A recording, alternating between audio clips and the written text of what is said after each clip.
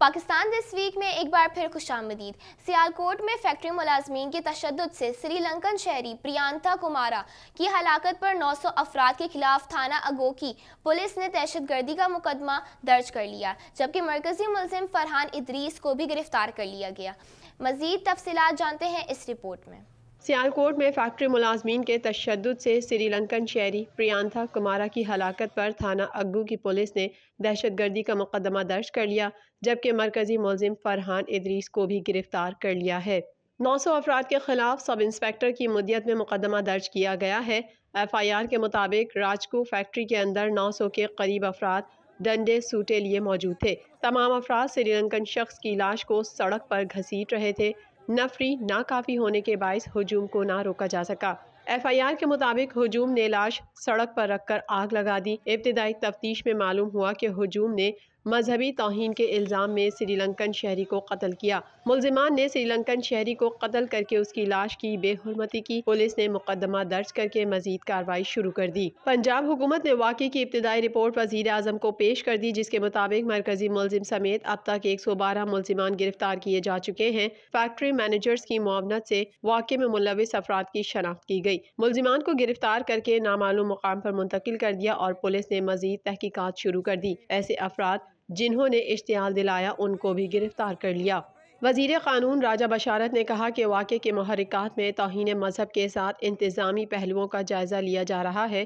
ذمہ داران کے خلاف سخت ترین کارروائی عمل میں لائی گئی۔ اب تک کی تحقیقات سے متعلق وزیر اعظم عمران خان کو ابتدائی رپورٹ بھجوا دی گئی ہے۔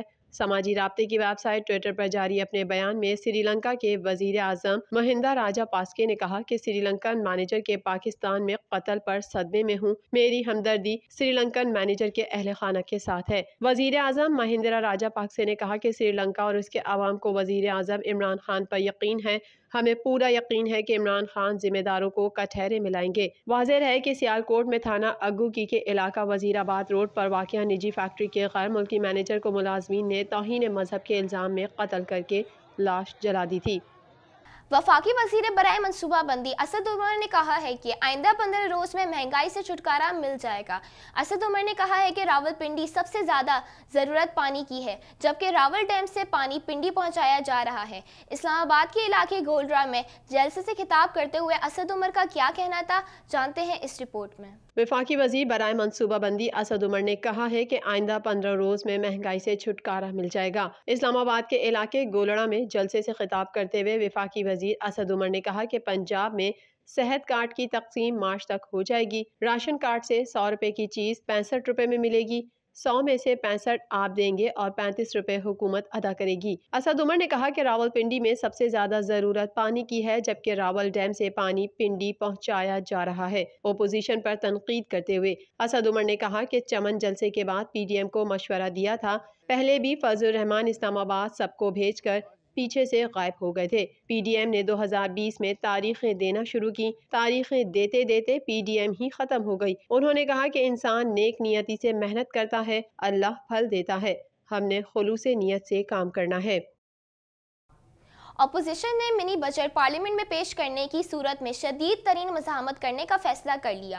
میڈیا رپورٹس کے مطابق حکومت اور اپوزیشن کے درمیان سیاسی محاذ آرائی عروج پہ پہنچ گئی ہے۔ اپوزیشن کی طرف سے قومی سلامتی کمیٹی اجلاس میں بائیکاٹ کے اعلان۔ مزید احوال اس رپورٹ میں۔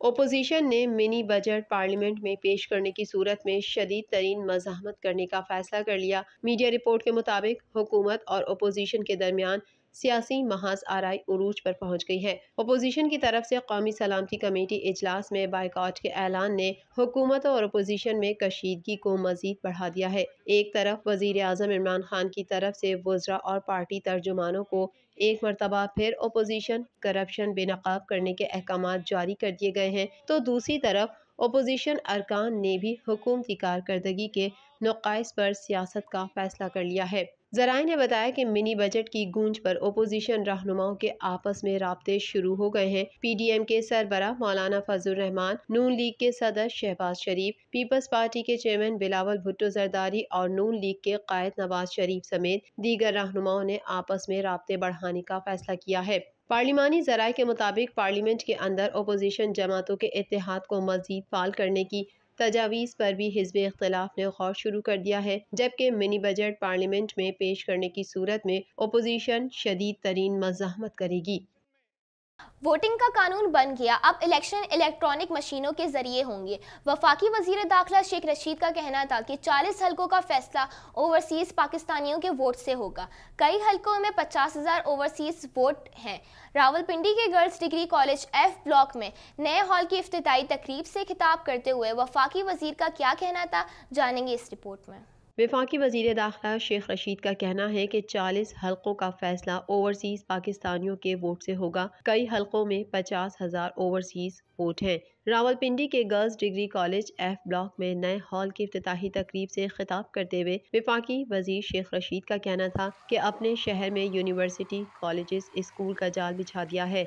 बच्चियों ने 100 में से 100 नंबर्स लिए, मैं तो 60 तक नंबर लेता था।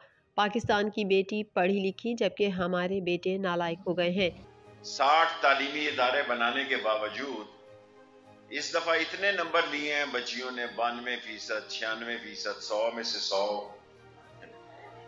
मैंने तो कभी 60 से ज्यादा नंबर नहीं लिए। वफाकी वजीर ने दाखिलों का मसला हल करने के लिए तमाम कॉलेजेस में डबल शिफ्ट शुरू करने का ऐलान करते हुए कॉलेज को नए कंप्यूटर्स के लिए 15 लाख रुपए देने का भी वादा किया और कहा कि रावलपिंडी में आइंदा हफ्ते आखिरी कॉलेज बना रहे हैं, उसके 35 करोड़ रुपए मौजूद हैं।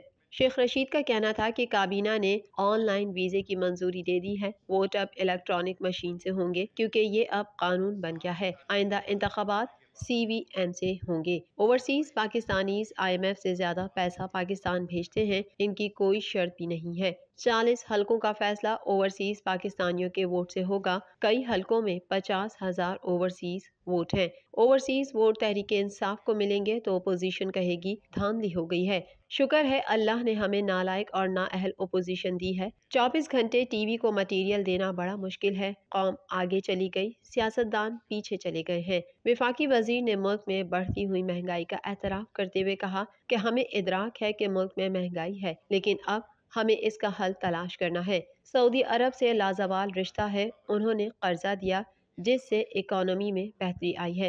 वफाकी वज़रा के बैरून मुमालिक जाने पर पाबंदी रूटीन है, मैं तो रावलपिंडी से कहीं भी नहीं जाना चाहता। कारोबारी दुनिया से भी खबर शामिल कर लेते हैं। फरवरी मार्च तक घबराएं नहीं, कीमतें नीचे आएंगी।